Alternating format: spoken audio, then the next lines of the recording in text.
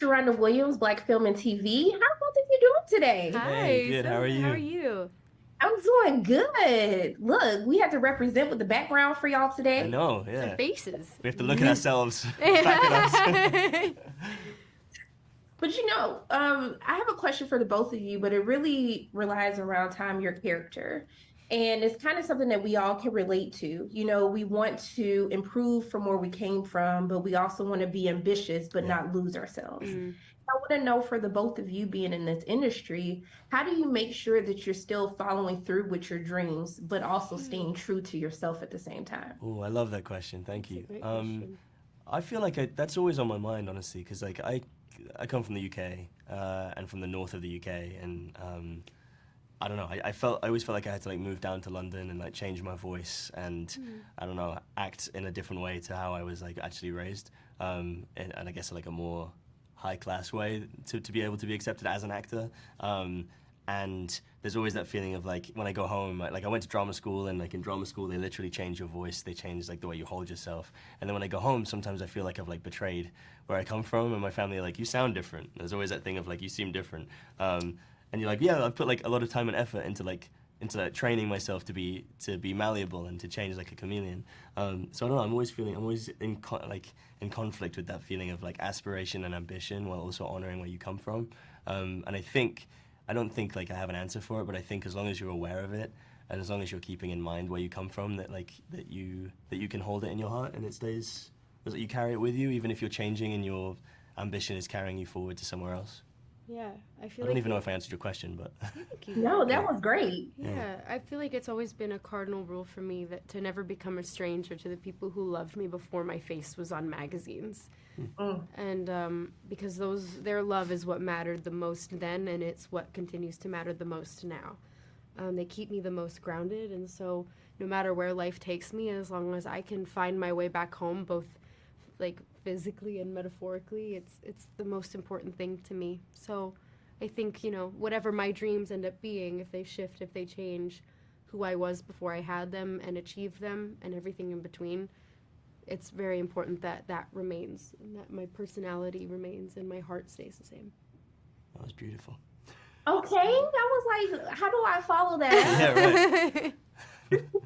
Enough said. But what I do know is, Rachel, the mic was on.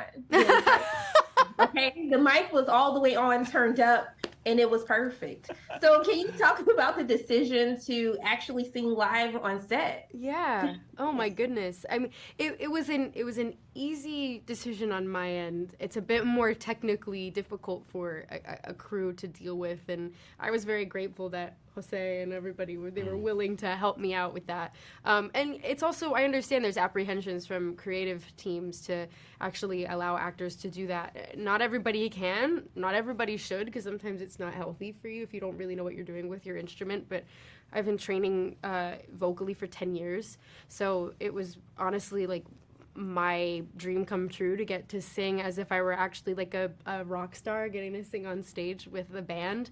But I was really thankful that Francis and Nina had the faith in me to do it hundreds of takes in the day.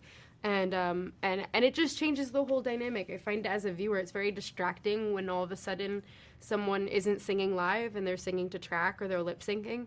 So the opportunity to do it with a guitar and playing guitar live and singing live was an awesome opportunity. Well, look, you both were fantastic. I just want to thank you for taking time out of your day to speak with me. And I'm Thank sending you you. so much love and light your way. I hope you have a great day. Thanks, Aw, Sharronda. You too. Thank you for the great questions. Appreciate it.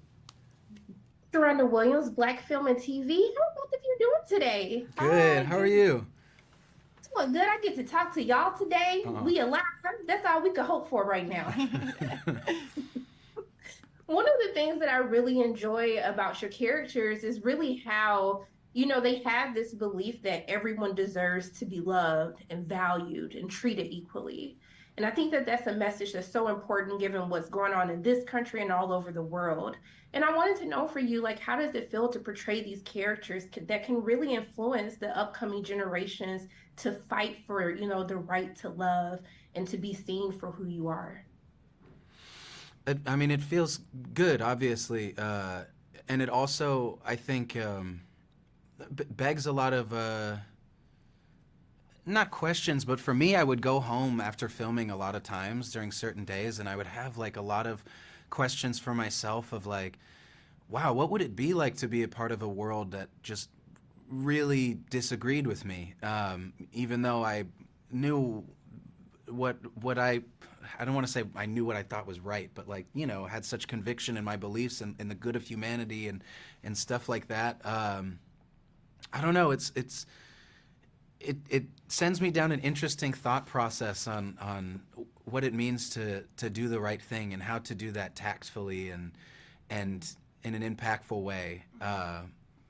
Yeah. Yeah, I think the movie like allows, because of like the good writing and you know how it was directed, I think it allows the audience hopefully to be able to see themselves in not only like all of the characters in some way, and then watch some of these people go down these dark roads and others adhere to like their beliefs and everything, and that both of those are possibilities, and that's something we have to be careful about as humans.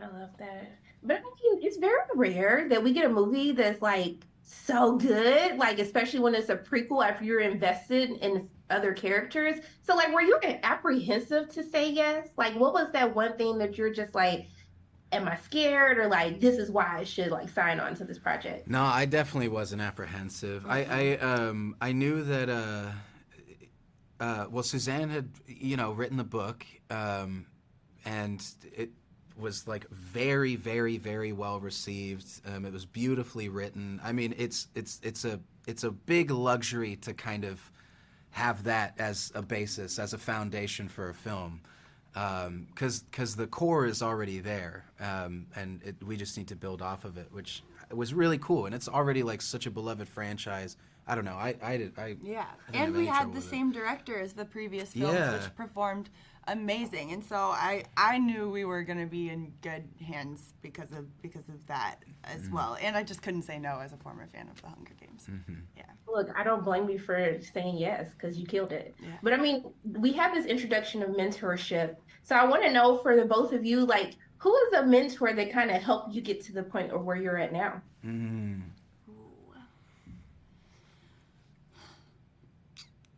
I feel like my friends have, like, my friends and like my chosen family and everybody like play enormous roles in like I don't know, like me being okay as a human being, which I do find to be an accomplishment like at this point in my life. And yeah, I would have to say like my friends who sort of like keep me grounded and I find home in. Those are like my mentors in a way. In a similar vein, I have a group that I still keep in touch with from high school that we do little like game days every Sunday, because we're all in different places around the country.